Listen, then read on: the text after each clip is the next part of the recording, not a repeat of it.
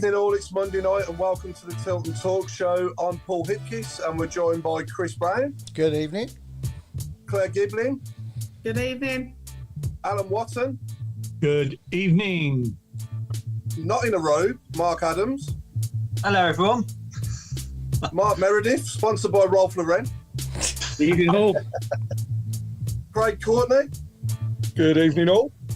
And our very special guest for the night is one of our best captains, certainly over the last 10 years. I'm delighted to say we're joined tonight by Micheal Morrison. Hey everyone. How are you? All right.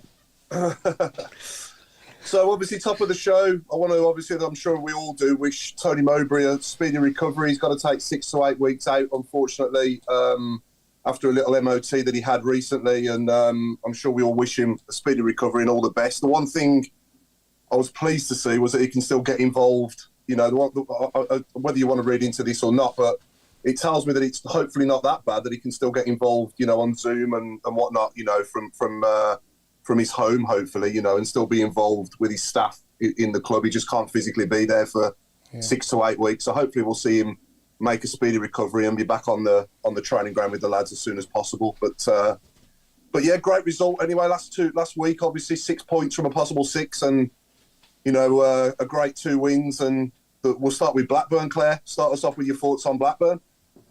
Well, I'm going to start off first of all saying I hope everything went well today with Lorraine and rest in peace, and I hope she had a really good send-off as well. Incredible. Quite fitting that we won two games in a week with everything that's gone on as well.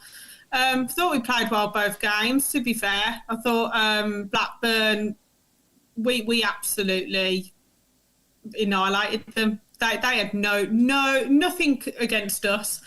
It was a typical Eustace performance. He went really defensive at 70. Definitely don't miss that anymore. And I think, you know, the relief for when we scored that goal, you could feel it. And I thought it was brilliant. I thought we played really, really well. I thought we were all over them. We just couldn't hit a barn door. And then thankfully on Saturday, we actually learned how to shoot in the period of 3 or 4 days. But we could have beaten them 4-0. We could have beaten them by more. We were playing NFL and rugby league, weren't we, instead of playing football. But yeah, I thought that we played really well. I think both games, I think Sunderland, I think we played well as well. And the atmosphere for Sunderland was electric. It was brilliant in the bars beforehand. It wasn't great trying to get a drink or go to the toilet at half-time, but, you know, it was full. And it made you choke up a little bit when they came out and you just saw everywhere full, even the Gil-Merry Cuppa. And it was just phenomenal. And to get a result as well. I mean, those limbs were exceptional, so fair play. Tilton Lower especially, you went for it on that point. I think, you know, it's good to see Giselle was playing well. I thought Stansfield was a bit quiet, but he hasn't had the service recently, but I thought Miyoshi was good. And again, I've got to put my hands up. Tyler Roberts, you are shocking me at the moment because you had one of your best games in a Birmingham City shirt. So I don't know what's happened with him, but I think that, you know, we're turning a corner. Hopefully we can play for Tony Mowbray now. If you need an incentive, you've got it. So really happy, 2 wins in 2. Take that into Saturday, definitely. That was my daughter's first experience of a sold-out St Andrews. And, you know, like you say, you put a lump in your throat, you know, before kick-off. And just seeing us standing there, taking it all in as a 13-year-old for the first time was unbelievable. And correct me if I'm wrong, I think the last time we sold out, it might have been Fulham at home. And Morrow, I know you played in that, didn't you? Fulham at home. And we had to win that, didn't we, to be safe?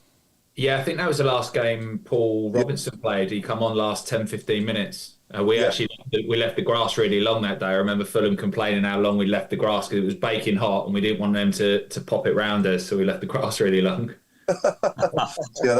I remember it being a really hot day as well. It was a lovely day, and I was lucky enough to be in hospitality that day as well. And I had a beer or 12 that day after we won that and secured our place in the division, I'll say. But Mark Adams, give us your thoughts on Sunderland, mate, as well. So what do you think?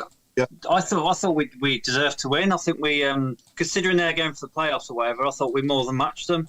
I think those top six sides, it's much for muchness. There's not a lot to be scared of, so it kind of gives you a bit of hope for the future. Sunderland were tall; they were, like giants, but we popped it around them nicely, and we deserved to win. It's when all of a sudden looking at mid-table, which we've been saying for a few years now, mid-table success. Might sound boring, but I think for me on Saturday, Tony Mowbray got the subs absolutely spot on. He brought them on the right side. I know we equalised just before he made them. We did score with Tyler Roberts was obviously involved in the first goal, but then he's took Tyler Roberts off and he's brought on Dembele and he's brought on Bakuna as well, and they had a big impact on the game, the pair of them, really, didn't they, Alan? Well, indeed, yeah. Those two came up. Bakuna particularly, he created both winning goals, didn't he? With almost his first touch. But I tell you what, it struck me during the game and afterwards that I'm almost glad that we went a goal down and we did look, we made a couple of mistakes, but we didn't. The heads didn't go down. In fact, it sort of, got us going. And we, instead of moping, we got stuck in. And from that moment on, from the goal, and then the save from Ruddy, the sleeves got rolled up and we got stuck in. And we, they were nothing after that. Bellingham's booking, that helped a great deal because we never saw him again. But the overall, I'm thinking not only did we play very well, but we basically took a step back before we got started, and so the merit of the win was even better. I mean, it was good. To be honest, I thought Blackburn were crap, but Sunderland weren't. Weren't. They, they've sacked the manager today. And I've listened to some of their people, but they've got proper defenders, and they've got. I mean, Clark is a top class player, and you don't want to give him the ball, 50 yards from goal, and let him run on. But we did, and we got over it, and that speaks volumes to me of the character and the determination of the side, which, let's be honest, has been missing for, since October, shall we put it that way. I had a difficult week visiting all these poorly friends of mine, but it was bookended by, I went to the match on the Tuesday, I stayed in Birmingham for the week, and then before I went home, I was at Sunderland. So it was a topsy-turvy week for me, but I felt really, really, really good going home. I mean, it was the fastest journey I've ever made from Birmingham to Sussex. I tell you, I was walking up the garden path here thinking, that didn't take long. Normally I'm down here, but it was terrific. When that goal went in, the first goal, I haven't heard that noise for a long time. Incredible. I really haven't. It was unbelievable. I thought the roof was going to cave in. It was fantastic. Really happy. I bet it's like no other, isn't it, Morrow, when you're playing a sold-out St Andrews and you're walking out onto that pitch before kick-off? It must send shivers down your spine as a player as well. Yeah, I think the first experience I had of that was Gary Rowett's Watford on the Tuesday night. That was an electric atmosphere. I think we won 3-1 that day. I don't know if Clayton got 2 or 3, but I remember that one being my first home game there, and the taste of it. Yeah, the sound of it. I spoke to Juki. I was actually out with him on Sunday and was saying how electric and how good it must have been at the weekend to see it full, because like you say, it hasn't been. The last time I come, they'd just done the standing and we're just starting to put people into that bit. So it's great to see it back to how it should be. Yeah, next time you speak to Duke, will you thank him from me for giving Bakuna the ball really quickly to take that free kick to pass it through for Stansfield? Did he get an assist for that or not? I'll have to ask. He gets a free assist. But yeah, I don't know if you've seen any of the action of us the last week, mate, because I know you was busy beating Carlisle 4-0 on Saturday, weren't you? Yeah, it was a long trip up to Carlisle, so I did see the highlights on the way back. I watched them a bit, to be fair, and I think the thing that kept coming up on the highlights was Michael Beale ignoring the guy that he'd subbed off. That one kept getting clipped on Instagram rather than the actual game. Yeah. And Craig, I know you made an appearance on Davo's diary as well, didn't you? On Davo's video. The back of my head did. That's the best bit. It was the lights were gleaming off it from what I saw. No, I mean, firstly, just to echo what you said, Paul, I mean, it was the first time that my two daughters have seen St Andrews full. And I think it makes a difference for the kids. It's, we said it beforehand. We had schools, groups, and tickets donated to various parties that now that they've been down there, not only experienced the full house, but experienced a win. And for me, it's always better when you win after being behind. That should draw them back. And I think the club they'll know now what they need to do in order to continue that. And I do say, and I really do hope that they do more of it as we move forwards. The difference for me, I think, on Saturday was, and you've touched on it once, so their heads never dropped. There was that never say die. And even after they conceded the goal, and it was a very sloppy goal to give away, but Roberts could have dropped his head, and he didn't. He actually come back fighting and came close himself to getting the equaliser not long later off that corner. Yeah. But we were on the front foot straight after the kickoff, and that was the good thing. That's what we have been missing, and we're seeing more of now.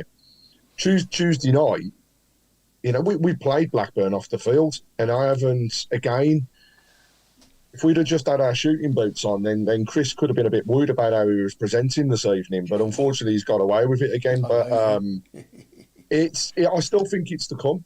I still think we can go on the run. And actually, after the Sunderland interview, what the lad that I spoke to actually said, comparison of Birmingham to Sunderland is unreal, because they went on a run of loads of chances of not scoring. Then they went on a run of scoring loads of goals, and they actually spanked a team 6-0 not long later. So, Chris, it's time to worry, mate. Yeah, just so you know, Morrow, Chris has promised if we score 6 goals in a game, he's promised to do the show naked the week after. I think you'll be all right, Chris. I reckon you'll be all right. Yeah, I do as well. Cool. Yeah. So, Mark Meredith, how are you, mate? I know you was it last week, Mardi Gras? You weren't here, was you? No, I was in New Orleans last week for Mardi Gras, yeah, so just still getting over that. But no, it's good to be able to see, I seen the win Tuesday. I was still in New Orleans. I watched it on the TV. And then I was back home for Saturday's game. But, just echoing everybody else's. I thought Tuesday we were very good. Outplayed Blackburn for 90 minutes. Could have scored a lot more, but was happy with the one. Saturday, I thought it was slow a little bit first half. We were in the game, but I thought it was slow. Obviously, we made the mistake for the goal. But again, as everybody said, we didn't put our heads down. We carried on. And second half, it was nice because it was like back in the old days where you're kicking kicking in front of the Tilton, and the atmosphere's up and the fans are behind you. And to get 2 goals obviously helps everybody and the reaction. I know we always talk about. Hang on, it's like a zoo in here. She's not going to like you for that. Dr. Doolittle. Yeah. So, but just getting those 2 goals helps, and we talk about having the fans something to shout about, and I thought second half they really did. And it just, again, 6 points out of 6 is great for us, and we've got 2 tough games coming up, Ipswich and Southampton, and 2 teams that are pulling out good results as well. So it'd be good to see now the level we're at against those 2 teams, especially on Saturday going away to Ipswich, because they're a top team this year. Yeah, definitely, yeah. And I think message from me, if anyone from the club's watching this, I think it's absolutely huge. If we can make it happen, the incentive that they did for Sunderland's game, if they can do that for every single home game for the rest of this season, it's going to make such a difference, isn't it? And I guess Morrow, as a player, when you're playing at a sold-out St Andrews compared to what it can be like, obviously, when it's half full, it just makes, it's that extra man on the pitch, more or less, isn't it? It makes such a difference when you're playing, I guess. Yeah, 100%. And I think people sometimes, you see players hear them say it all the time, but I think everybody got to experience what it was like over COVID without fans. And then fans coming back in, that's when you really, really appreciate what you were missing. And as a footballer, when you score a goal, when there's no fans in the stadium, it's not the same. And I think COVID had a real effect on players realising actually, you shouldn't take the support that you get for granted. Yeah, exactly. And when you score a goal when there was no fans in the stadium, now you professional footballers know how us lot feel when we score a goal over, our local club or something, or our side. You could still see everyone running into the corner doing knee slides and stuff, though. That was the only thing that got me. So let's take it back then, Michael. Let's go back to you. Obviously, I know you was at Charlton, weren't you, before you came to us? And how did the move to Blues come about? I know, obviously, Gary Rowett had just taken over, and we'd unfortunately just lost by a heavy margin. I won't say the score, but we'd lost by a heavy margin at home to Bournemouth. And, Gary Rowett came in then the week after that, and we drew 0-0 away at Wolves, didn't we? Did you sign before that game? Did you play in that game? Yeah, I played in that game. I signed on the Friday night. I'd been in the team at Charlton pretty regularly for the last few years, and then they changed the manager, and I was out of the team. And obviously at that time, you could still do loans. You can't do that anymore. So, it was impossible to happen now. And obviously Gary had come in, I think, off the back of that 8-1 or 8-0 against Bournemouth. And he was after a centre-half. Pretty obviously, you've lost games after a centre-half. And I didn't know at the time, but it was between me and Greg Halford. Unfortunately enough, he chose me. He made the right choice, mate. we still ended up signing Greg in the end. I know, yeah. So I ended up going on the Friday training, doing the Wolves game, and sometimes it happens so quick. I remember getting told about it like Wednesday, then having to make a decision on the Friday. And to be honest, I was umming and ahhing. Is this a good move? Do I stay at Charlton? Because you've just lost 8-0 the year before that. Just stayed up last day of the season. Paul Caddis goal. So you're thinking, what are you walking into? As such, but I've never regretted it once since doing it. It's been fantastic. I still live in the area, love my time there. But it was so quick how it happened. You get into the game, and sometimes that's brilliant. The game I think might have even been on telly on the Saturday or wherever. You just get straight into it. It's a massive game as well, and you probably don't feel the nerves because you haven't had that week to build up. For me, I'm just like, right, full on, let's go. And then we played on the Tuesday and got a good result, and it just snowballed so quickly. The way Gary was able to give everybody so much confidence, it was a miraculous turnaround, really. Yeah. And what was he like to play for, Gary? Was he kind of like, as soon as you came in, and had you had much dealings with Gary Rowett before you came to Blues? Never met Gary before. Didn't have a conversation with him before I signed. Really, it was just get up to the training ground so you could train Friday and play. There wasn't like a relationship that I knew someone through someone. To get me there. So, I'm really grateful he did bring me there. And I thought he was a really good people person. I think he knew the strengths of the team. Obviously we had Paul Robinson at the back at the time, Specs. So we sat off a little bit deeper, but we had people like Damari Gray with, terrific pace. Clayton Donaldson at the time was a real talisman. He could do a bit of both. He was so athletic and strong up front. He really used what talent he had in the team and executed it in the right way to get the strengths out of the team. Yeah. And with him on that, so Damari Gray on the left and David Cottrell was on the right as well, wasn't he? And that was pretty good for Clay. Service-wise, he got good service, didn't he, on his own?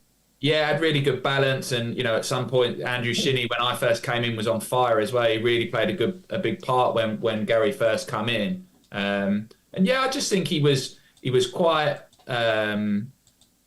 I don't know what the word is. Quite straightforward. A lot of clarity in what he wanted to do and the approach of what he wanted to play, and he knew the talents that we had. So we wanted to get Damari on the ball deep and run. He had Jax Magoma as well that he'd worked with as well, that ended up playing so many games and was so athletic and skillful. And then he had good balance with Cottrell on the right and Paddy being able to get past him and push on. Them two linked up really well, and it just blended and worked really, really well when he got hold of the team and. On what he did with that team, and unfortunately we didn't see the end of what could have been, and I think that's always the question mark with Gary, how far he could have took us.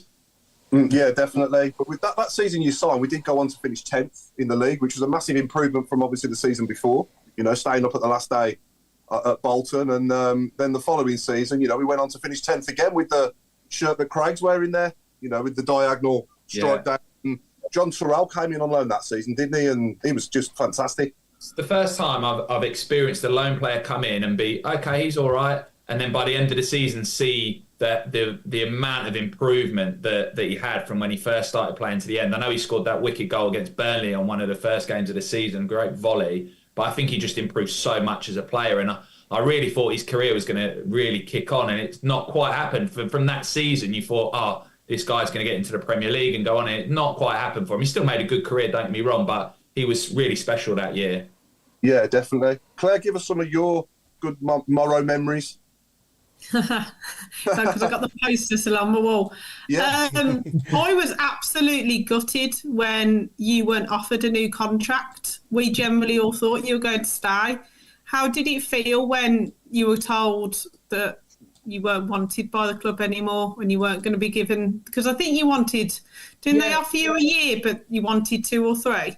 Yeah, at the time, I played for Gary. It was Gary Monk that was in charge. I'd scored 7 goals that season. I'd been captain, played near enough every game. And I'd always been told, don't worry, everything will be fine. We'll look after you. I think Don was in charge of it at the moment at that time. So I sort of got my head down and just carried on. There was a couple of bits in January that I didn't pursue because I was expecting the club to offer me a good deal at the end of the season.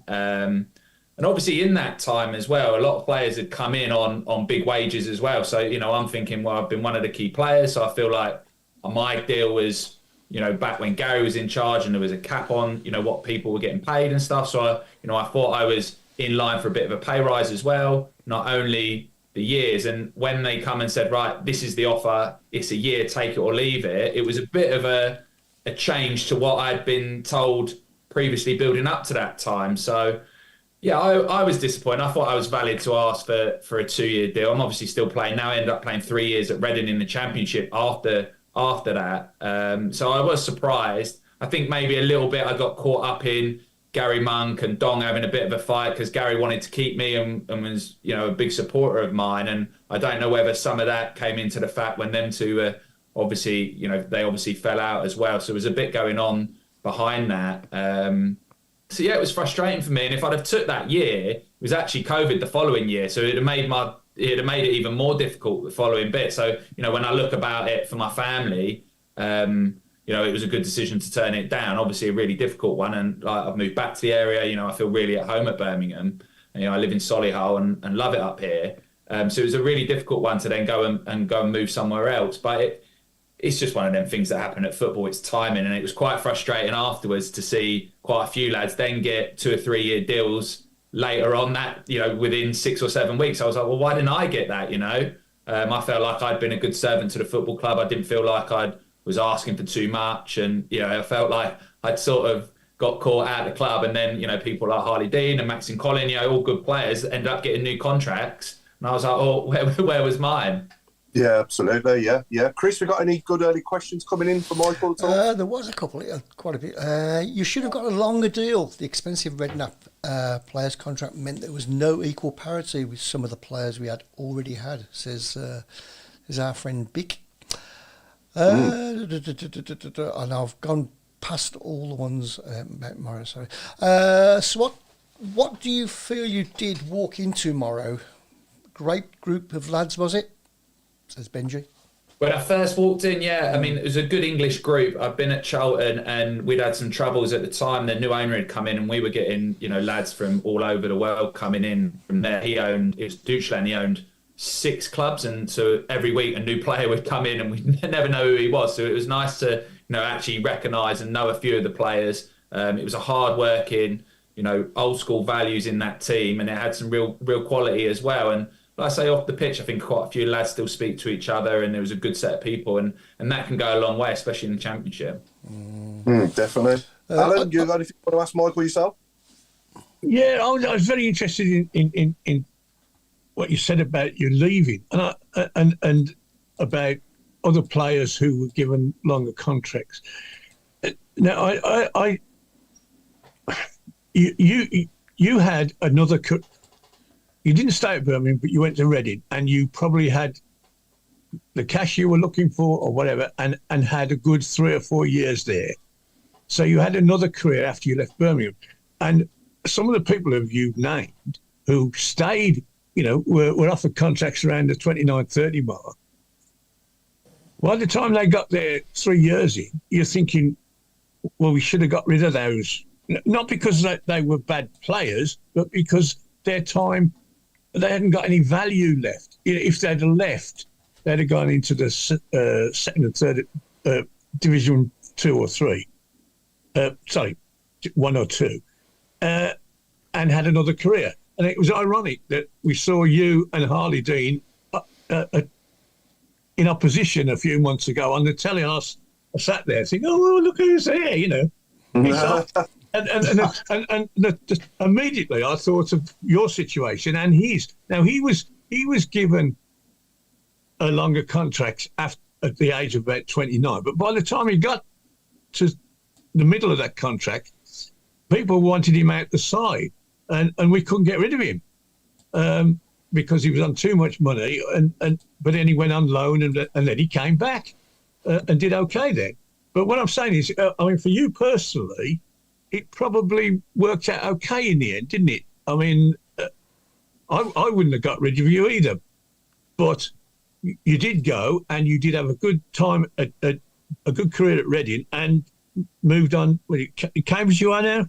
Yeah, full circle now. So and you're still going.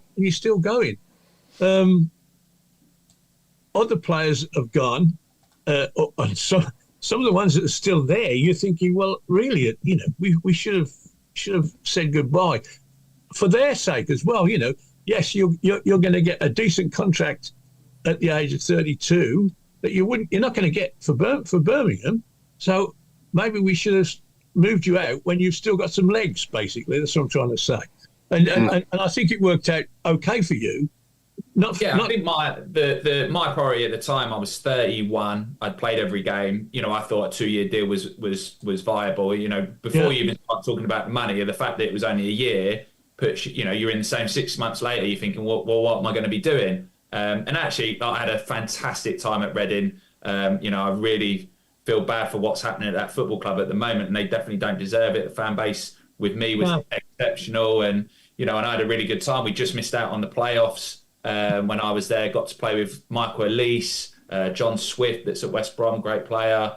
Some really good players, Lucas Yao, Yaku Mate. We had a really, really strong team. Omar Richards, who's in the Premier League as well now. So we had a really strong team. So I felt, when I got there, and I enjoyed my time there. But yeah, I feel like it was cut short a little bit at Birmingham, and I think most people, which is nice to hear when I speak to people, most people agree with that. Maybe if I'd have stayed a year longer, they'd have been like, right, we've had enough of him. So well, yeah, and some of the people you've talked about, some of the people you've talked about, they've had those 2.5 years, and the legs haven't taken them through it basically because it suddenly catches up. So maybe you did the right thing. You're 5 years at the club as well, Morrow. You had played for 5 managers, didn't you? You had Gary Rowett, and then you had obviously Gianfranco Zola, and then Harry Redknapp, and then Steve Cottrell, and then after Steve Cottrell was obviously Gary Monk. And for me, those out of those 5 managers, obviously, I guess they were all, well, how can I put it, very different from one another. I'll put it politely. Yeah, I think it was sort of around. Started good and finished good. I think that's how I'd put it. I actually really enjoyed Harry. I got on with him really well. I thought he come in and obviously did a great job when he first come in. He was very honest. Said, "Listen, I don't watch a lot of Championship football. I don't know who everyone is." He obviously knew who Craig was at the time, Craig Gardner. But other than that, and Kushak, the goalkeeper. But other than that, he didn't have a good working knowledge of who we were. But he did bring in Steve, and Steve was very knowledgeable about the league, about the standard of football, what needed to be done. And Harry was so good at just having that demeanour, being relaxed, being calm. I really liked Harry, and a shame it didn't really work out. And I think at the time the club just wasn't aligned. When you think about that summer, he was talking about signing Ashley Cole, Robbie Keane, and then he ends up with 3 lads from Brentford and a lad from Barnsley. No disrespect to any of them, but when I think about Harry Redknapp and he's talking about Ashley Cole and Robbie Keane, that's not what he's expecting to get served up. And I think that was a little bit of the alignment from the recruitment back when Gianfranco was in charge. And it kind of, we threw money at it, and you have to get it right when you do it. Otherwise it doesn't work, and it puts you in puts you in a bad spot, as we had, when I was here under Gary Monk, we had the point deduction. Yeah, absolutely. And Mark Meredith, was you at the club when Morrow first signed? Because 2014, you moved over there, didn't you, to Dallas? Oh yeah, I think Michael had just joined Blues when I moved here. I would say you on loan 2014, right, Michael? Yeah, that must be about right, guys. Seems a long time ago now. You said that. I think the only other time I watched you play is obviously on TV here. So I moved over here to coach in 2014. So yeah, I'd watched it. But my question to you was, obviously you just talked about Cambridge and you started there, now you're back there. Was that something that when you moved to Cambridge, was that something you planned to go back to where you started? And is that going to be, do you think that'll be the end of the rest of your career now and we go into coaching and stuff after?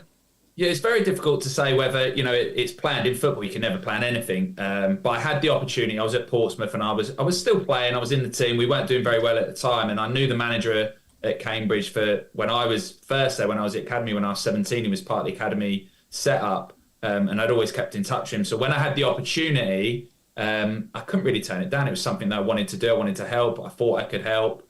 We ended up staying on the last day of the season. It was, for me, when I think about it, I had friends that come and watch me at 17 when I was 17. And now I've got friends, I'm 35. I've got friends that bring their kids to the game. My mum and dad live 20, 30 minutes away. So on a Friday night, I stay at their house. And they get to see me every week. I get to spend time with family as well. We go down at half term. So for it encompass the whole thing, when you're 35 and you're my age and you play and you want to play for a purpose, you want to play for something that you really love and it fits with your family as well. And I think that whole package that I had, I couldn't turn down. And that's probably why, my time at Portsmouth got cut short as well, because, I couldn't miss this opportunity. When I was at Portsmouth, I was travelling up and down from Solihull. I was missing a bit of my family as well. So it was a great all-round package to go there. And I suppose when you say, to finish the second part, is that the end of my career there? Hopefully I can play as long as I can. And, you hope that afterwards there might be a role within the football club, because I would have been there and seen it and played a lot of times. I'm nearly up to just over 150 games there playing for Cambridge. So yeah, it would be a nice round circle, but again, if I still feel like I can play, it's the best job in the world. So I want to try and get as much out of my career as possible. You're a long time retired, so a lot of my friends keep telling me. Yeah. Sorry, Paul. I was going to ask Michael. Did you ever get the opportunity to play abroad, or would you have took it? Yeah, do you know what? It's something that me and my wife have talked about a lot. I had a couple of opportunities when I was at Blues just before my contract was finishing. I had an offer to go to Montreal and Vancouver, which we thought about. But actually, my wife was pregnant in the May, and the length of the contract was only a year. So that would have been 6 months from the end of mine. So it didn't quite work out, that one. I think trying to think of, I'd been offered just before I signed for Blues. I'd been asked to go to Hungary, which I didn't take, didn't fancy that one. And I think the most bizarre one, I'd been offered to go to Azerbaijan once, but I think the wife, when I was talking about going abroad, I'm not sure that's what she was thinking of. Love for you. There's a lot of love coming in for you on the shout box as well, Michael. So Paul Toot says, Michael, good, honest professional who never let us down. Is it Tom Richardson's asking, is it true Morrow went on a lads holiday to Amsterdam with Cliftonveld, and any good stories you can tell us from that trip? I'm not sure I can tell any stories, but it is true. Me and Juki, the year that we stayed up against Bristol City, we went over to the following weekend. We went over to Amsterdam with Michael, met him, and then this year I went back over and see Keith again as well. He's over back in Holland playing, and we went over in the summer and see him as well. But not too many stories that I can share, though. Yeah, Robbo tells me he likes his Dutch house music as well, didn't he, Keith? Keith loves a night out. He's good value. When he first come to the club, he couldn't speak any English, and the lads took him out into Birmingham for a night out, and he just kept doing the 1, 2, 3, and then doing like the rock paper scissors for shots. Couldn't speak any English. Was just out doing rock paper scissors and having shots with the lads. He's a top boy. Jason Hughes is saying, they say never go, Babel. So I know you've sort of alluded to this anyway slightly, but what was it like going back to a club you left almost 20 years before, and had it actually changed much at Cambridge United when you went back there from when you was first there? Oh yeah, from when I was first there, we were non-league. We'd meet at the stadium, we'd train round at the park. I remember one time a dog had come by the drinks bottles and pissed on the drinks bottles. And I'd gone from that level, and now when I've come back, we're back in the Football League. They've just built a new training ground. There's some real development. They bought the stadium back that they had to sell when we nearly went into administration and got relegated. So the club's come on so much. So it's been able to see, from night and day really, and then been able to support and help and implement some ideas that I've seen off the pitch as well as captain. It's been brilliant to go and help and support a club that that I owe so much to as a kid. Yeah, that's good. Ray Hobro, good question from Ray Hobro. So after playing a home game on a Saturday, what's a typical Saturday evening consist of for you? Well, I normally travel back, so I'll travel back, get home, put the kids to bed, and bottle of wine and a film really on a Saturday night. If the results have gone well, I'll watch some of the ITV. They do the Football League highlights. I'll watch some of that. But if not, I'll ignore the highlights.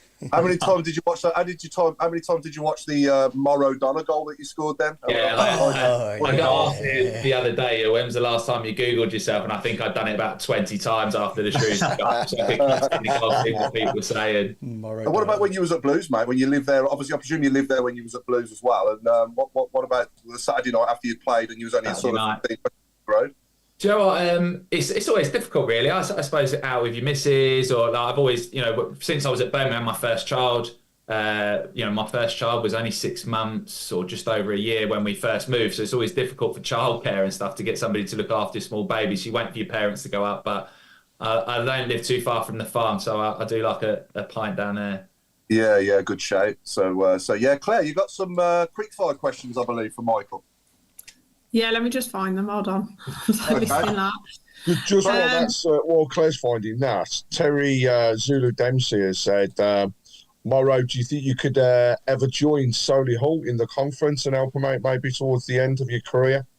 It's a good shout, isn't it? Yeah, it's not a bad shout. Yeah, it's not a bad shout. It'd be local. It's a bit closer to me. Yeah, I mean, they're doing really well this season. So, I do follow them a little bit because I know Craig Cope, who was the sporting director before. He's not now. And I got to meet the owner. I went to a couple of games and stuff not too long ago. So, yeah, I mean, they're doing exceptionally well. Never rule anything out. But I am enjoying myself at Cambridge. Yeah, I know Wingy pretty well, the manager at Solihull Moors as well. Even though he supports them up the road, he's a great guy. So for one of the opposite fans, he's a decent bloke, Wingy as well, and he's doing a really good job there, isn't he? Yeah. So Robe, have you got Morrow on your bedroom wall as well as Claire? No. I'm good friend material if ever you're interested, Michael. I haven't got many mates. No, actually, Morrow, talking of your goals for Blues, what was your favourite one? Do you remember? I don't know. Yeah, I'd probably say Sheffield United just because it was my last one at home. It was the last time I scored there, so I'd probably say that. I did lose my man not too long ago. Not too long after that, and they scored, and it was my man. But I think it was Derby or Sheffield United was my last home goal. So either one of them, really. Interesting question from Graham Haynes coming in. How did Morrow find the second City derby? What was it like? I know you played in the one, and sadly the guy's not with us anymore. Our fan that ran on the pitch and went up to Jack Grealish. He sadly passed away over the last sort of 12, 18 months. So, but what was it like being on the pitch when that happened as well as a player? Yeah, I suppose the home one that I remember in my mind, the biggest home one was probably when John Terry was the other captain for Aston Villa. That was quite, you're looking across, you're going, right, we want to win this. Then, it was the first time they started doing all the pyrotechnics over the stadium, and I think, how hot is that? So I was walking out, and it was electric atmosphere, and you look around, you got John Terry, who you'd watched on TV, that was, obviously been England captain and stuff. So that was a big one. And then the time when we beat, when we nearly beat him and Tim Sherwood was the manager, I thought we were going to do that. I thought we were brilliant for 45 minutes and we had him on the ropes. And sometimes away from home, you feel, you can feel the intensity a little bit more and you think, right, we've got him here. Unfortunately, it wasn't to be. But I think they're the two games that I remember. And then obviously the Jack Grealish moment, which, to be honest, I was sort of standing towards the side and he ran on and you just think, right, he's just going to run past you. You didn't think any of that was going to happen. And the Aston Villa players were looking at us going, what are you doing? And we were like, well, it's not our fault. We wouldn't have let that happen. And it was a little bit embarrassing as as a player, because everybody should feel safe on the football pitch, and I don't think it was a good moment for anybody to, at Birmingham for that to happen. And as it goes, Jack scored the winning goal, I think, in that game. But he was useless for that first half. Well, but yeah, I think it was a bit disappointing for everybody, not just for that fan. No, problem. Go on, Alan. Yeah, Problem was that nobody dared tackle him after that. No. no. He'd been kicking lumps out of him up until that moment. Kiftenbell's tackle, first few seconds. Kiftenbell in the first minute was like, welcome to St Andrews. Yeah. But so the one with John Terry, all I remember about that one was us all throwing clappers on the pitch. There's just loads of clappers going on the pitch, but they've been turned into paper airplanes. Yeah. I just, the one there when Digger scored that winner and he ran across the pitch. I remember that one. That was a pretty amazing game. Gary Gardner had scored for Villa that one. Yeah. Claire, you got the quick fire questions now? Yeah, I do now. Was that long enough to prepare? Yeah. I'm literally in Saturday going, which one shall I do? Okay. Did you have to perform an initiation song? I did. I think we were away against Blackpool. I did Stand By Me. Easy one. I've done that since I was 18 at all the clubs that I've done. Stand By Me. The floor is yours, mate. The floor's yours. We're all here. There's no charge you get me to do that now. I hate it. I'm so against these initiations. They still go on and I still cringe every time. Who's the best manager you played under? Lots of different ones for different reasons. The person that I'll probably go for is probably Chris Powell. I played with him when I was 20, and then he was my coach, and then he signed me at Charlton. So for about 6 or 7 years of my first professional career after Cambridge, he was a massive influence to me. He's somebody I still speak to every now and then. So I'd probably say Chris Powell. Who's your funniest teammate at the Blues? I'd probably say Keith, but I loved him. He was such a good guy. He had to get through so much. He was so happy to mingle with everybody, good for a night out, always wanting to go for a coffee. Maybe not the funniest sometimes when he meant to be funny, but yeah, I'd say Keith. I love spending time with Keith. If you weren't a footballer, what would you have been? I don't know, because I want to stay in football when I finish. I love football. I feel so lucky to have played, but I don't know what I'd have done. Both my brothers are teachers, so maybe I'd have gone down that route. Nah, it's a rubbish thing to do. That's what they both say. Don't do it. Who's the best player you've ever played against? Do you know what? I mean, Clint Dempsey made me look really stupid away at Fulham quite a few times. He's somebody that sticks in my mind. Jamie Vardy's ran me a few times. And then I was lucky enough to play against Harry Kane last year, so I'd probably go for Harry Kane. And who's the best player you played with? I would probably go to say Michael Elise that's at Crystal Palace now. I think he'll go on again. I think eventually he'll be a top talent at one of the best teams in the country or the world. I was waiting for you to say Czech Endoy. No, he didn't make my team as well. You'll be surprised. Come on. Really? I remember him. He used to pass the ball sideways and never forwards and was really slow. Well, I didn't want to shout at him. He was about 6'8" and massive. Carry on, Claire. What's your best goal apart from the one that you scored the other week? I'd probably say Bristol City as well. We beat them 2-0 at a time. And then again, I'd sort of nicked the ball on the halfway line, beat a man, passed it, got it back and sort of dinked it over the goalkeeper. I say dink, people say it took a deflection, but it was a good finish. It was a good run. It was a good mazy run, so probably that goal. If you had to choose a five-a-side team without you in it, who would you choose?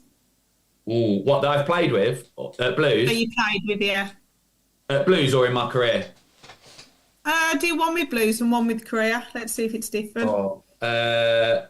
So I go Keith and Beljikovic in a five-a-side team. Not that they're technically the best players. We'd be probably better if we can tackle and clip it onto Juki's head. Them two would definitely be in it. Tommy Kuszak in goal. Tommy, I really like Tommy. I thought he did well. I thought in his time he did well. Shay Adams, and he's a prolific goal scorer, still doing it at a great level. Really liked him. And probably Jax Magoma, bit of trickery in there. With Shay Adams, his high scoring season before Gary Monk and James Beattie came in was 7 goals, and suddenly, as soon as they came in, bang, he's got over 20 goals. And what was the biggest difference there? Do you think what actually brought that out of him? Yeah, I think the back end of the year before they came in under Harry, he really got some confidence off the back of Harry, really believing in him. And then he was actually in and out of the team at the beginning of that season, if you remember. I think Omar Bogle started in front of him at Leeds, and then Shay come on and scored in that game. And I think a lot of credit goes to James Beattie. I think Shay was thinking, I've got to drop in, I've got to judge my game on how I link the play. And I think Beats just sort of got into him. He's like, you're a striker, you've got to score goals. And then just his mindset about, right, that's how I'm going to judge myself. I'm going to score goals. I'm going to get in the box. That's going to be the thing that makes a difference. And to be fair to Beats, he's done it with a few different players now. The lad at Wigan, Will Keane, he scored a lot of goals with James Beattie helping. And I think he just came in and just said, prioritise your numbers, getting goals, making sure you're in the box. Yes, it's nice to do all the linking work, but people want to see you score goals when you play up front. And I think that was the biggest thing that got installed in him. Yeah. That partnership with Djukovic that season was scary, wasn't it? What a combo. Yeah, it was deadly, yeah. Really good, yeah. Sorry, Claire. And sorry, the rest of the question that Claire asked was the five-a-side team for your whole career as well, wasn't it? Yeah, so in goal, Ben Hamer. I got promoted with him at Charlton.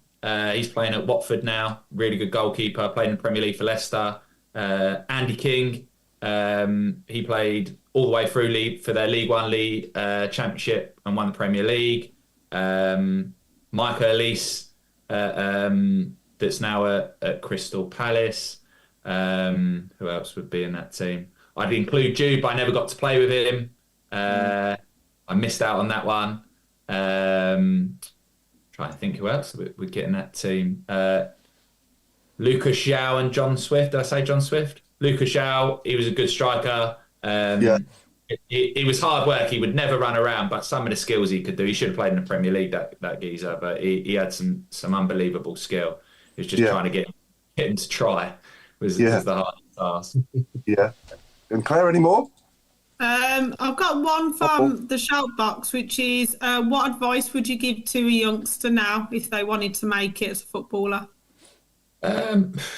I mean, nothing that they haven't ever heard before. I think it's just staying really, not getting too high and not too low. When you have special moments and things go well, that's brilliant. But not getting too carried away. And equally, you're gonna have times when it's difficult and not getting too down in the dumps. So the most level you can stay is the best for your development, the best for everything, really. When you look at Instagram, it's either you're brilliant or you're rubbish. When actually, it's trying to keep in the middle of not getting ahead of yourself or not getting too down and beating yourself up. Mm-hmm. I think we'll come on to squad number game now, Craig, if you don't mind. Have you got that?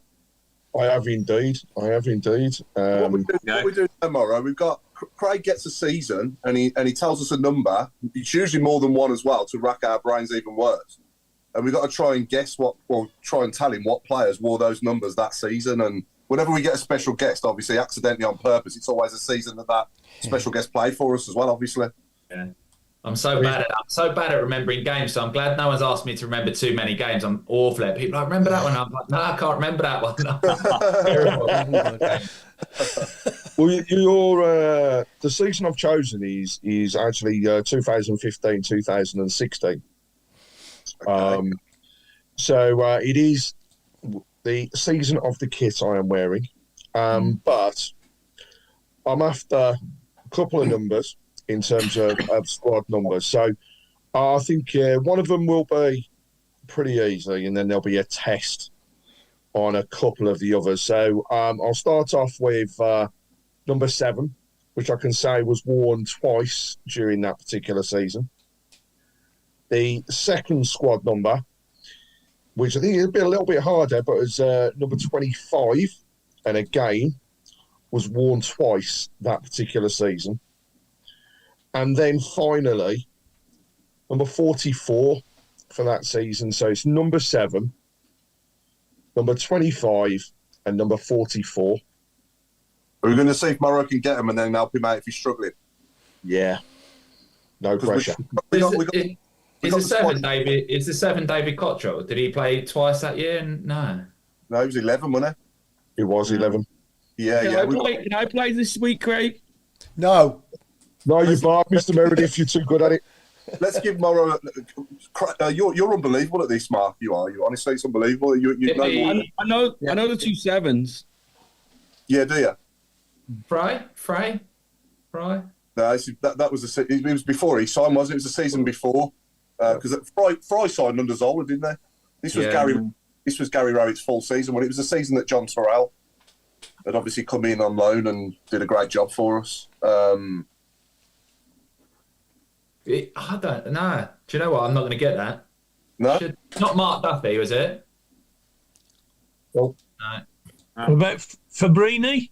Somebody just said Fabrini was one of the number 7s. Oh, go on. Well done. Damari Gray. Damari Gray was the second number 7, yep. Who? Damari Gray. Timmy Gray. Play for Blues, Al. Who? It's like when we make a sub, isn't it? I bet that was funny, wasn't it? Morrow playing when that happened. Who? when the opposition makes a sub and all the Blues fans are going like, who?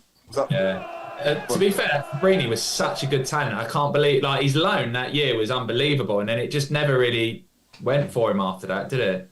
No, unfortunately not, because he did have a lot of ability. Yeah, a lot.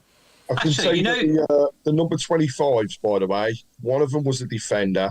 The other was a forward. Kyle Lafferty. You pack it in. Kyle Lafferty was the forward at number 25.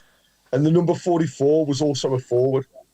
Was that Will Buckley? Brock Madsen. He's just retired, Brock Madsen, huh? Brock. Has he? Brock Madsen, number 44. Yeah.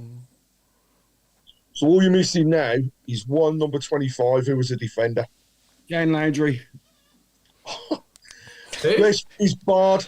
He's barred. That was Chris. Who was it? Mark, sorry. Jane Laundry.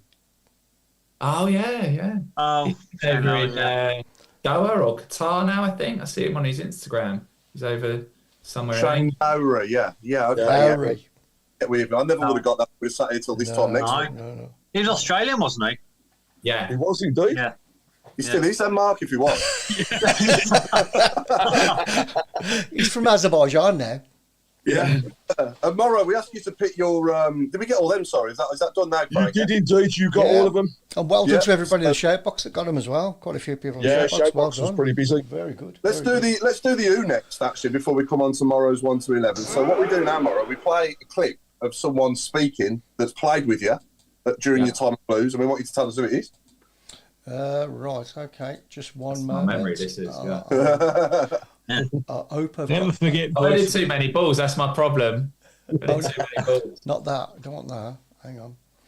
Let me have a look. This is going to throw him under the bus now. And you're playing his wonder goal then. Sorry, I haven't got it up for some reason. I thought it was up, but it's not up. No. Okay. Do you want to find that, Chris? And then what we'll do now? I'll find that for some reason. We asked you to pick your 1 to 11, didn't we, Morrow? From your 5 years with us, the players you played with, and obviously you couldn't pick yourself. I guess straight away you would have been the captain, but just to make it more fun, we never asked the players to pick themselves. So off you go. Tell us what formation you playing. I went just classic 4-4-2. I was thinking about playing a 10, but the strikers that I had, I needed to put both of them in, so I just went for 4-4-2, kept it simple. Probably not allowed to do that these days, are you? You got to play a 4-2-3-1 or a 3-4-3 with a box or whatever. But I went 4-4-2. I had the choice. My goalkeeper, I went Tommy Kuszak. The reason why I went for it is I probably played in goal. He probably played in goal the most. And I just remember one time against Derby at home, he made this save. It come off me, flipped off me, and he got across the goal. I'd never seen somebody do it so well, and he flipped it around the corner.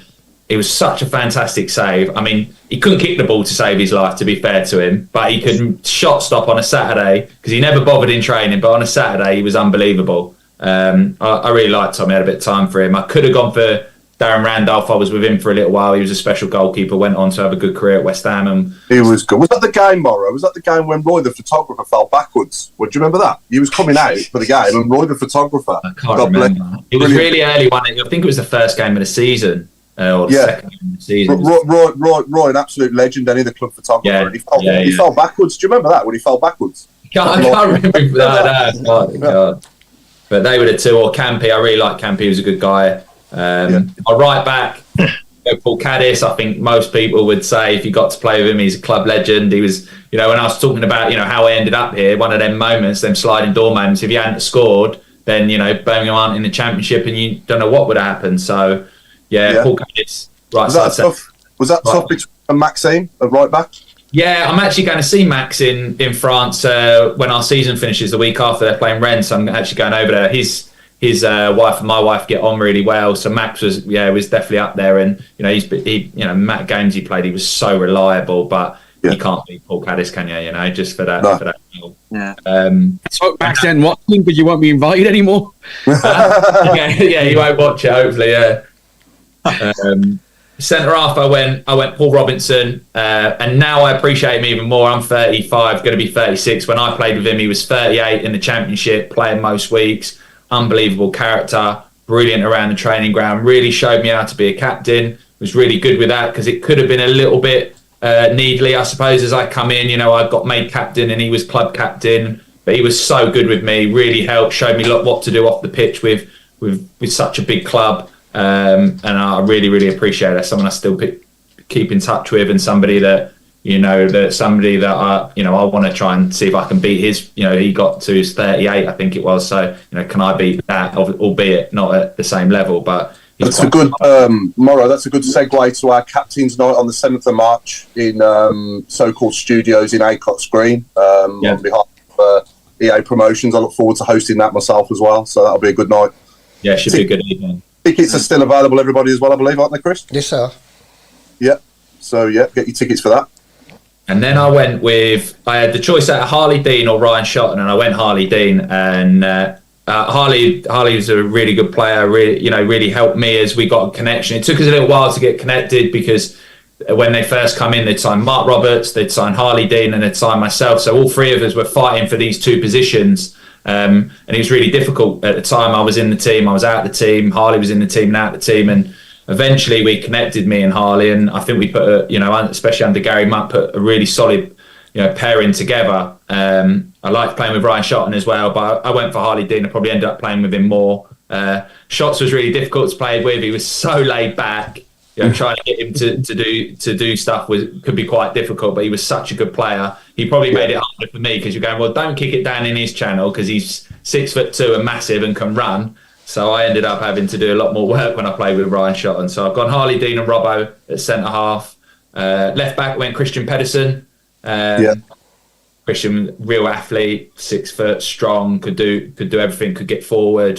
So I went with Christian. Could have gone with Brownsy, but he went off and played. I think Graham's played over 150 games. Ended up playing so many games for the club. Really reliable. But I went Christian.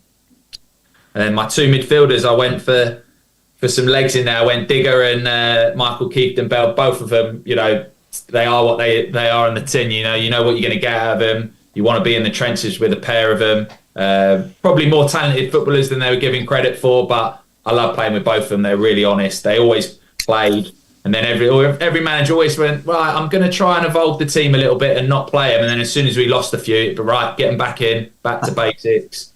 I really liked the pair of them. I thought they were brilliant. I thought they were really good players. A couple of technicians that I could have gone for Gleeson or Teshi. I really liked Teshi. We didn't see enough of him. I was gutted that we didn't keep him that year after we had him on loan from Forest. I thought we were going to keep him for a bit longer and wasn't able to. But I went for Digger and Keefton-Bell. And then I've got Damari Gray on my right wing. He was electric. He was probably, I could see the talent that he had straight away. I remember we played Preston away and he absolutely, I can't remember who the player was. He tore him apart and just couldn't score. And you're like, once this kid starts scoring, he's going to go to the top. And obviously he ended up going to Leicester. I think he's in Saudi Arabia now. I don't think he'd be a few quid. I could have gone David Cottrell. But But I think, I wanted to go for Damari. I went Mags on the left wing, Jax Magoma.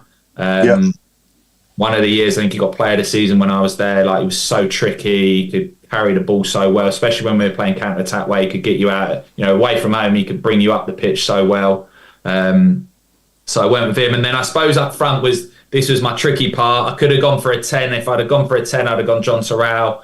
I think that season he was amazing that year. And unfortunately, he's not reproduced that again. But that year, he was in a really good place. And, I think he scored over 10 goals for us on loan, first loan as well. So he was it.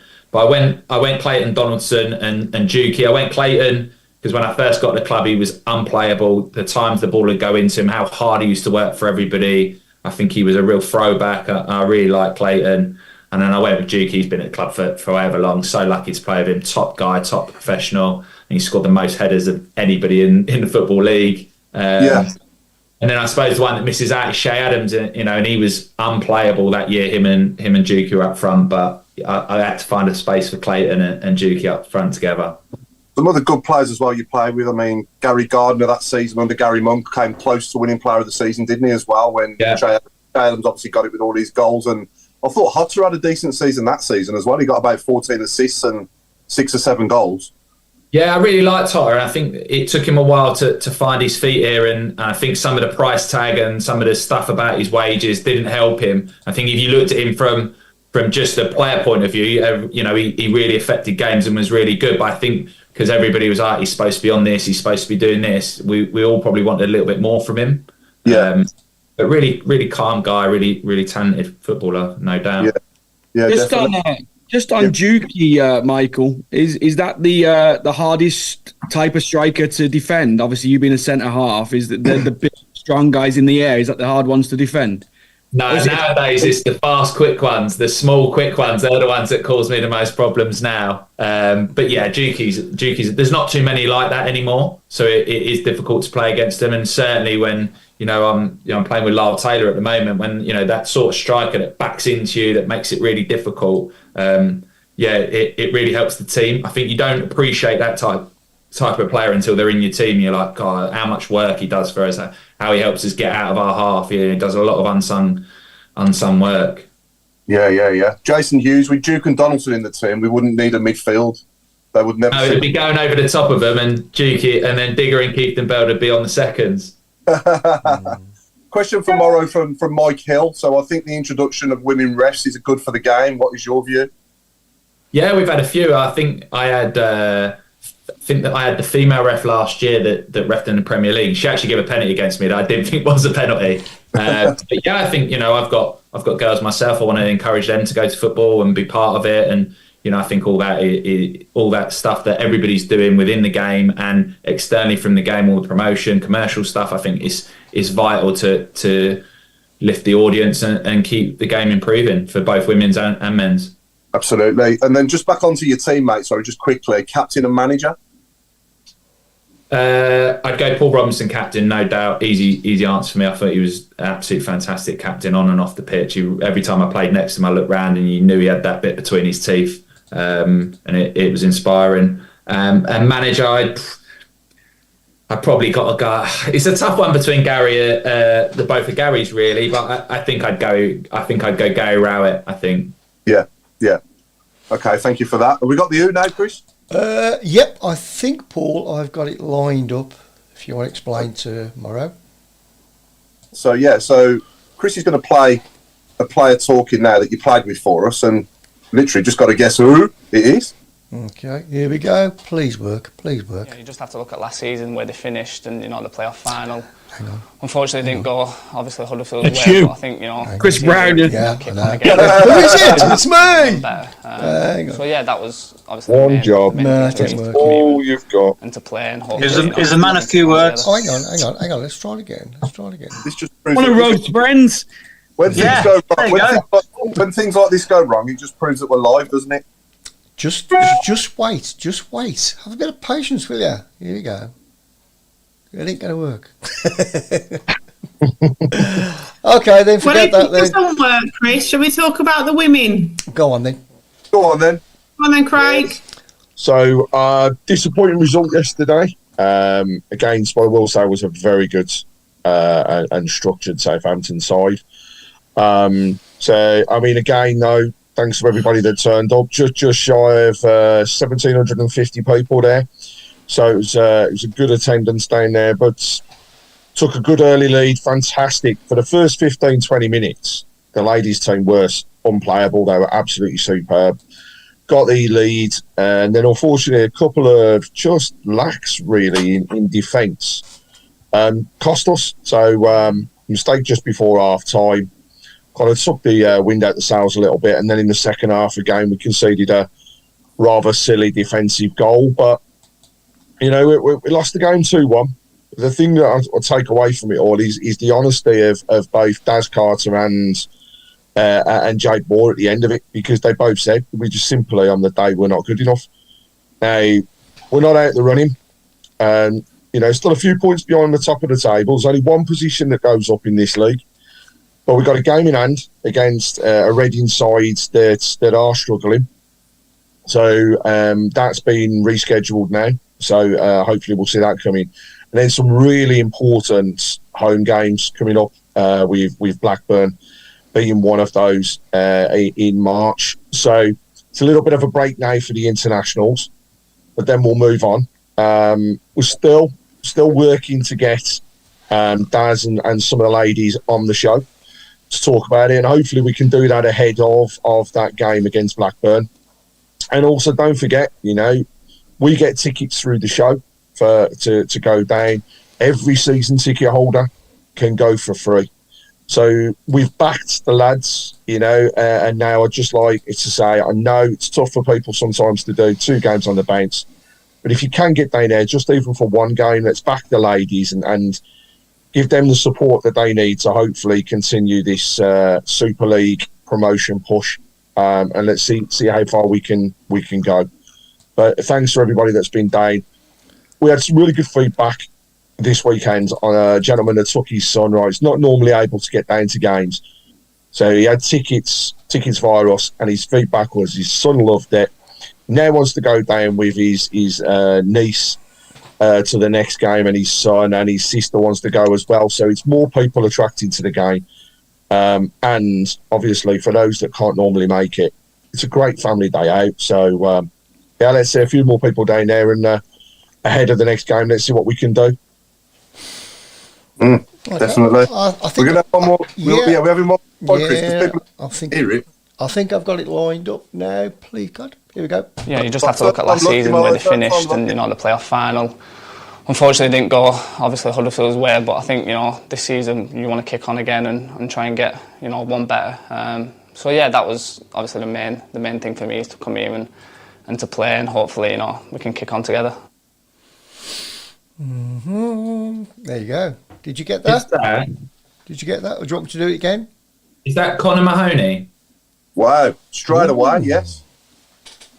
In fact, I think you've got to be the first person that's ever come on and got it straight away. Yeah. I've not headed too many balls, apparently. I've been all right. Wow. That was impressive, yeah.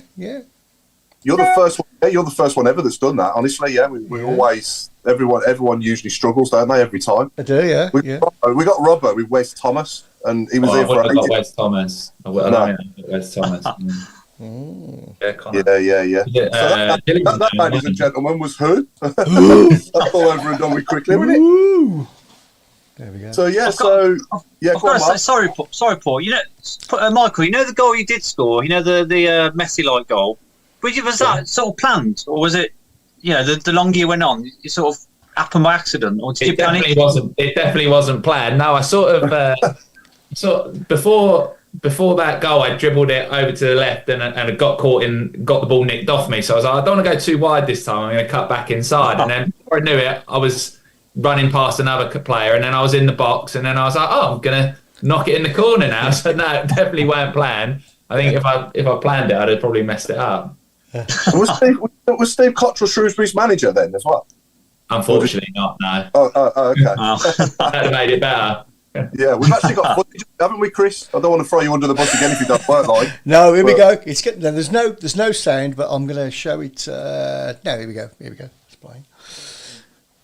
It's in, I've this bit is in slow motion as well because it makes it look even better. So he picks it up just inside his own, just inside their half. Here you go. Whoa! Whoa! Unbelievable goal. That's a cracker. That's a cracker. Brilliant. Excellent. There you go. Yeah. Morrow Donna. I bet you've been called that, yeah? Yeah. There'll be loads of Argentinians wearing Cambridge tops. Actually, Morrow, you've mentioned Lyle Taylor. Obviously, loved his time when he was on loan at Birmingham. A lot of people say you should never fall in love with a loanee, but he was one person that we all adored just because of, not just his ability to score, but his charisma. How did you find him at Cambridge? Because I know he's a type of person that some people have described him as Marmite. You either love him or you hate him. But what's your thoughts around Lyle? Because, like I say, I loved him. Yeah, I mean, he's had a real strong connection with our fans straight away. He wears his heart on his sleeve, says it how it is, and I think people appreciate that. He's quite articulate in the way that he speaks as well. So, yeah, I think he's really good at bringing the team and the fans together. He's done that really well in the short period of time he's been there. And I can understand why some places it hasn't worked for him and some places it has. I think he feels most comfortable as the main man, and I think we've been able to facilitate that for him within our team. And, he struggled a little bit at Wickham for game time. You can see why possibly it's not worked out for him there. And, if he's not the main man, I think it can be difficult for him. But he's a really nice guy, and he's got a lot to say for himself all the time, bubbly character, so it's nice that he's in a positive mood. So, yeah, I can see why people have said that, but I've only seen the good side of him. Just love his penalty. The way he comes up to take a penalty, it will never, ever change. And it's just so... Well, sneaky is the wrong way to use it, but just the way that he completely faults the goalkeepers with that little run-up is just brilliant. Yeah, I've seen it before. Obviously, I've watched it, but I've never had it in my team, so I don't know if I'll be so relaxed when I'm watching him do it this time. But hopefully he hasn't lost that touch. It's a bit like Ivan Toney, isn't he? The way he takes them, similar. Yeah, he walks up with no. I haven't actually seen him practice them that many, because you thought maybe you've got to practice them, but I haven't seen him since he's been in. He's not really practiced them, so it must just be one of them things that he's got the knack of. Well, I hope he has anyway. Definitely. Keep your questions coming in for Morrow, by the way. We'll read them out. And we've got our live show next week as well, haven't we, Chris? Oh, yeah. Still tickets available. I'm looking forward to that. It's a bit of an experiment to see how it goes. And if it does go well, then, maybe we'll take it on the road.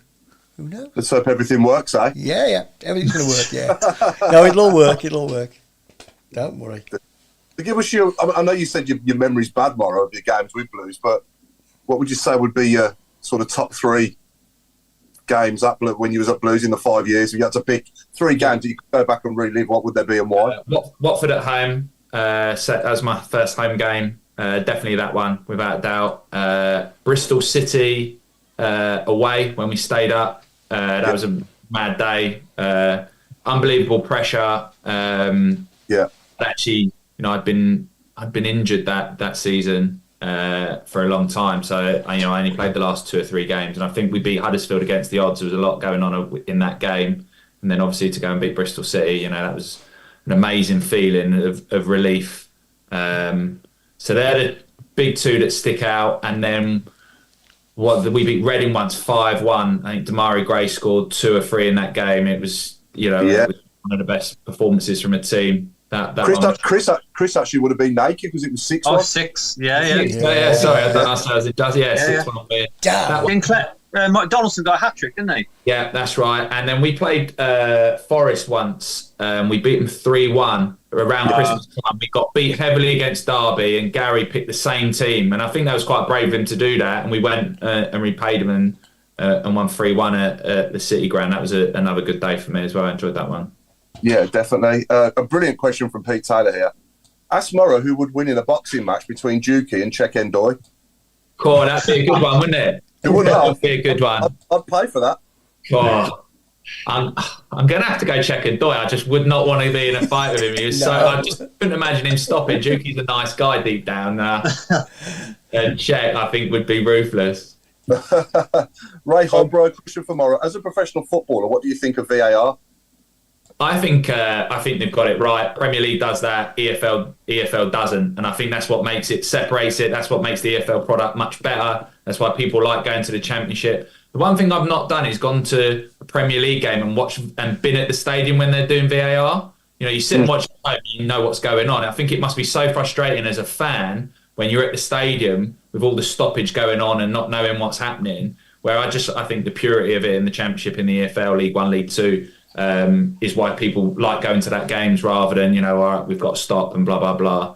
I can see its place, and there's nothing more frustrating as a player when it's an obvious handball or the referee's made an obvious mistake. But I think I prefer without it. Maybe one day we'll experience it. Yeah.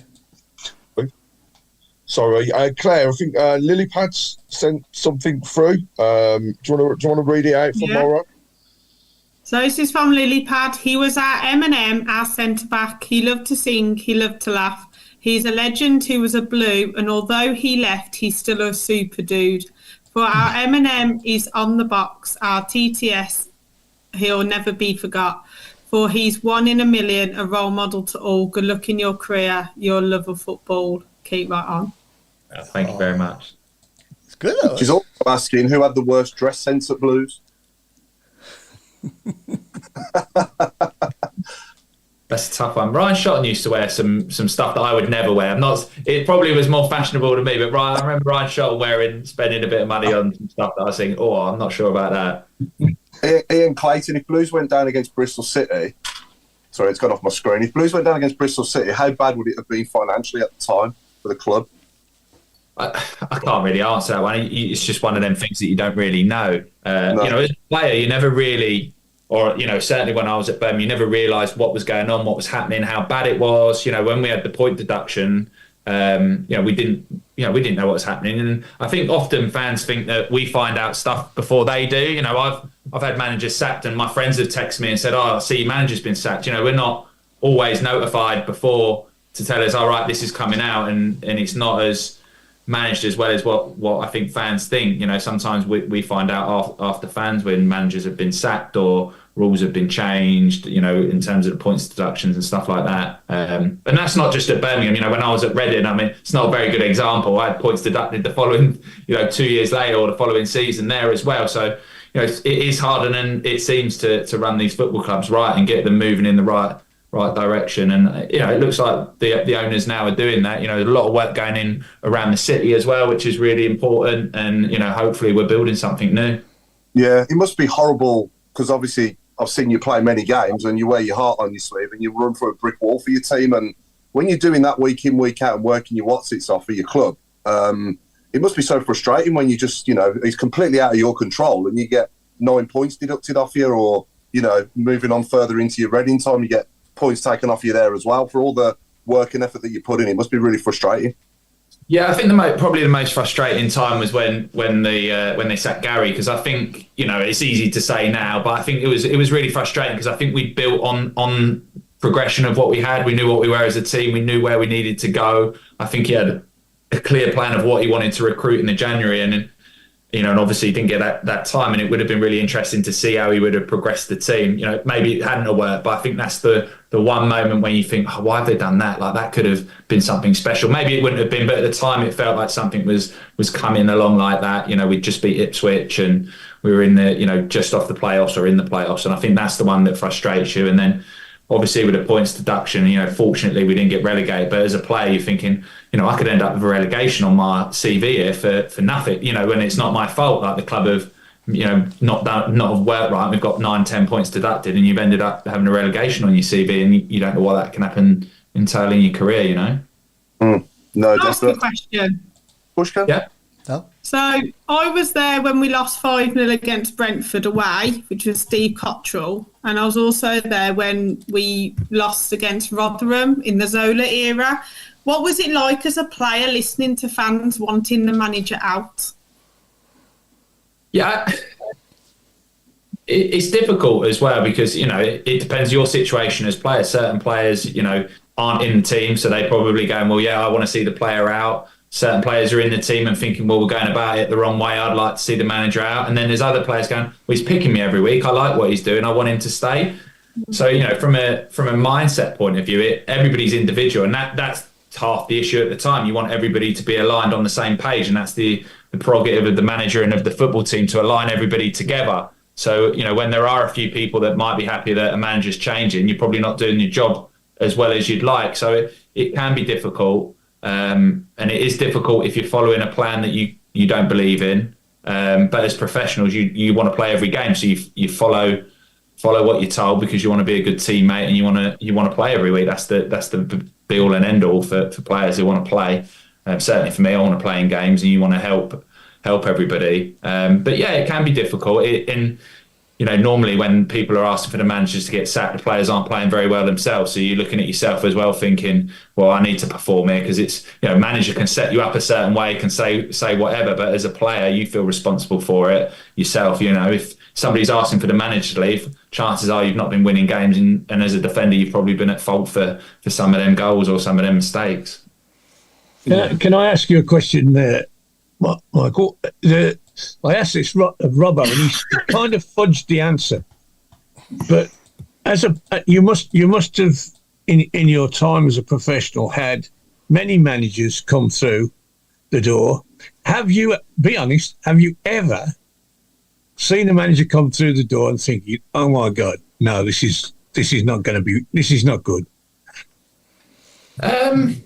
No, I think it takes a little bit of time for that to happen, when you're thinking, actually, I'm not sure he's got the right grasp of what the team's doing or what the team is. I think the new manager comes in, and he comes in with a blank. Everybody, you hear him say, I'm not judging anyone from what happened before, so you're on a level playing field. And I think honestly, managers do believe in that. And I think as a player, you're ready to listen to what the new manager's got to say. So I don't think straight away right, this isn't working. But there can be a time after a little while you're thinking, I'm not sure that's the right way to treat people. And sometimes it's, I'm not sure that's the right tactic. I think as a player, as a person, you're more offended with the way that manager might treat people rather than the tactics that he chooses. And that's just me personally. Yeah. Robbo kind of said, well, I'm not a sulker, and whatever I think of the bloke that's coming through the door, I'm going to be as professional and do my job, and that's it. And I think, and I accepted that, but I thought to myself, that's tough. That's a tough way. If you're logheads with the manager, it's tough to not sulk. If you know what I mean. Yeah, I don't think it's. I wouldn't say it was sulking, but there's definitely people you prefer to play for than not. Or you feel you've got a relationship with, and they feel the trust goes both ways. I think that's just natural. It's not that you're not trying any harder for somebody. Just other people are a good fit for you or good motivation for you. In all walks of life, everyone has a manager they might like or might not like. Doesn't mean that you don't act professional and do your best. It's just sometimes you prefer to play for other people. You feel like you're getting treated with more responsibility. You might have more ownership on the team, and that comes into it, Yeah. Definitely.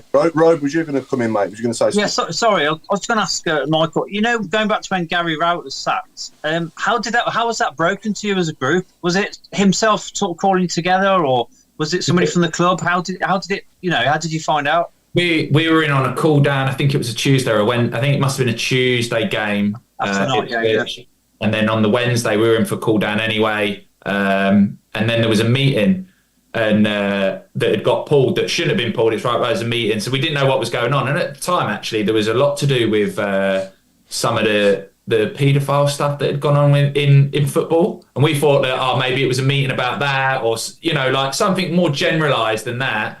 And then Gary kind of walked in and was like, "Listen, guys, I've been sacked," and everyone was like, "What? Can't believe this!" Lots of like completely out of the blue. There was no murmur. Normally, you'd know something.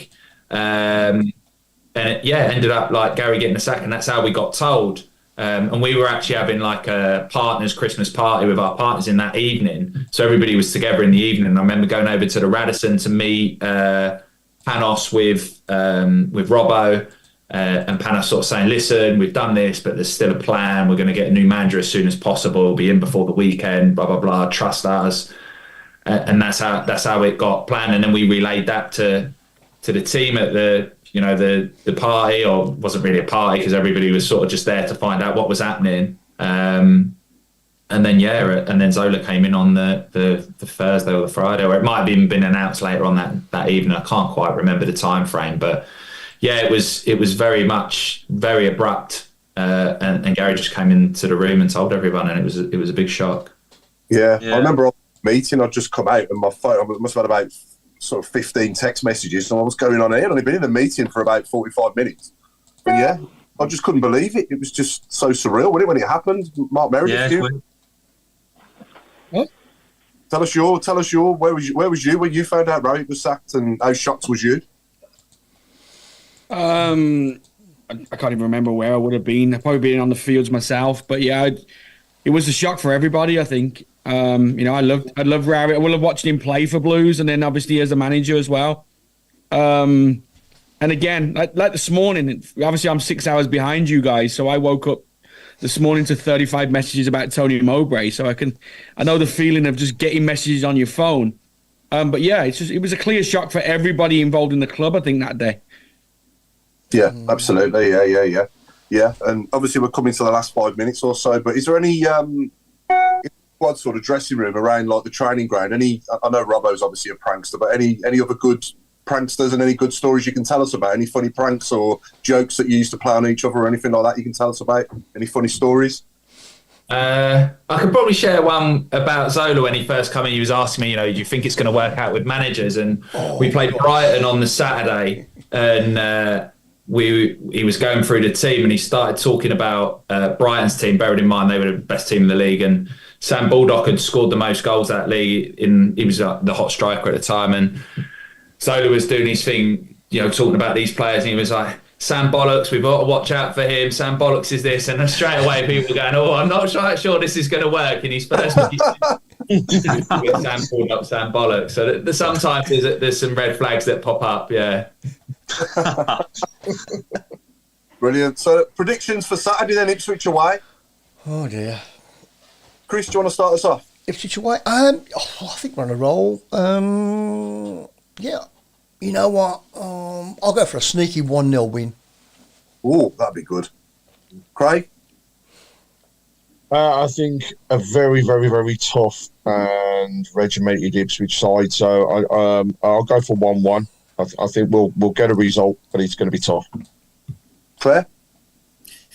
I hope we get something because it takes 3 hours to get there. So yeah, it's I'm a horrible journey. I'm hoping. I think I'll take a draw right now if you gave it to me. 1-1. Yep. Mark Meredith?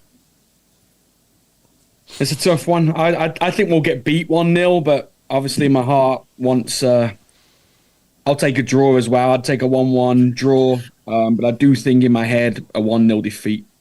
Alan? Well, if Ipswich have been my mystery team all year, I cannot understand. I've seen highlights. I've seen them live. I cannot understand why they are where they are, and they're slipping. And I think we might take advantage of that with a close win, 2-1 or something. And I've been telling everybody since the season started, and Ipswich won, 10 games on the trot or whatever it was, that they wouldn't get promoted. And I'm trusting my boys to stick another nail in their coffin. That'd be very good. Yeah. Mark Adams? You know what? I'm going to go for a sneaky 2-1 as well. I think it'll be another win against one of Tony's old teams. So I'm going to go 2-1 as well. If Meso can do it, we can. Absolutely, yeah. Morrow, what do you reckon, mate? Oh, I feel really bad here because I'm going to go 2-1 Ipswich. I've seen a lot of Ipswich, and I actually think they're really good. I think they're really strong with Kiefer Moore up front now. I think they've recruited really well in January, and him, he's somebody that I really like. Seen them play a lot. They played against us last year. Everybody is fine-tuned to what they're doing, even the ones that come in off the bench. And yeah, I think Ipswich, they beat Millwall quite comfortably the other day as well. And I think I still think they're on a good run. I still think they're getting in the playoffs. I fancy them 2-1. I'll go for a Desmond 2-2. Sat on the fence there. Look. At least I didn't sit on the fence there, draw. I went to Ipswich away under for Harry's first game when he first took over permanently. Yeah, you went to that one. Yeah, you was playing in that, Morrow. We lost 1-0, I think, didn't we? Yeah. Claire, are you going? Yeah, of course I am. It's a daft question. They wouldn't kick off if you weren't. They wouldn't kick off if you weren't there now, would they? No, I did, yeah, but you got to love it, don't you? At the end of the day, like, yeah, we should. Hopefully, it'll be a good day. It's just when you travel all that way and you don't get anything. So let's hope. And hopefully, we've built a bit of momentum as well. Hopefully, they're worried about us, which is what we want teams to be. So we'll see everybody there and see what happens. And hopefully, with Tony not being there on the day, hopefully the lads can go and do it for him as well, And I know that he'll get to speak to them remotely and stuff, but, he won't be on the touchline, will he, and stuff. So hopefully that'll, I mean, they don't need it. They've been doing really well lately, the last couple of games. Just carry on what they're doing. And the better the opposition gets, he even said this, didn't he, in his interview after the game on Saturday? And I love what he said. He just said, they're only footballers. Don't worry about it. Just go out there and do your job and just try and do what you're doing better than them. And, we're trying to play on the front foot. And what I do like as well is when we're in the box and we're attacking the opposition, it's like pinball now, isn't it? We've got 3 or 4 players in the box every time we attack, and we look like every goal we've scored has been quite scrappy, if you like. But who cares? It doesn't matter, does it? No. Yeah, we weren't capable of scoring those sort of goals because we never had enough bodies around. That's right. And now we've had 2 occasions where, as you say, it's pinballed around, and eventually it's fell at one of our feet and it's been stuck away. Yeah. Whereas before the thing would have gone ding dong ding and then cleared. And, exactly. We're nowhere near getting shots in on goal. No, that's right. What's that? Is it a party? So I think that means it's full time, ladies and gentlemen. So we've been the Tilton Talk show. Thanks for watching tonight. And I've been Paul Hipkiss, and it's good night from me, and it's good night from Claire Giblin. It's good night from me. Good night from Chris Browne. And it's good night from me, and it's good night from Alan Watton. And it's good night from me, and it's good night from my good friend, The Rope. Good night from me, and it's good night from my bully, Craig Courtney. Saving the best till last, but no, it's good night from me. And finally, I'll hand over to Michael Morrison himself. Thanks a lot, guys. Thanks for having me. KRA. Yeah, thanks for your time, mate. It's much appreciated. Bye, Mark Meredith. Thank you for turning up in America. Thank you, appreciate it. Well done, Mark Meredith. Good night from Rolf Meredith. Good night from Rolf Meredith as well. I'm getting paid a lot to wear this gear. Don't worry about that. Don't surprise me, you Yanks. Always out to make my money. Oh. Who you got Saturday, Michael? Bolton. We've got Bolton tomorrow.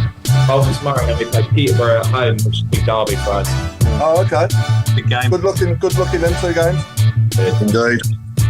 You're going to score. You're going to score in one of them 2 games. I hope it's the Peterborough one, if I'm honest. Yeah. Robe, have you got any friends yet? Michael, you'd be my mate, wouldn't you? Down at bar for a pie, haven't we? Yeah, there you go. Michael, if you score this season, can you do that as your celebration? Oh, yeah, please. Yeah. We will be watching. He's got to score now, that's the hard part. You're just going to go up to people and go. Or if Cambridge United sell robes in their club shop, buy one and then put it on when you score. Yeah. Please. Oh, Robe, you feel special now.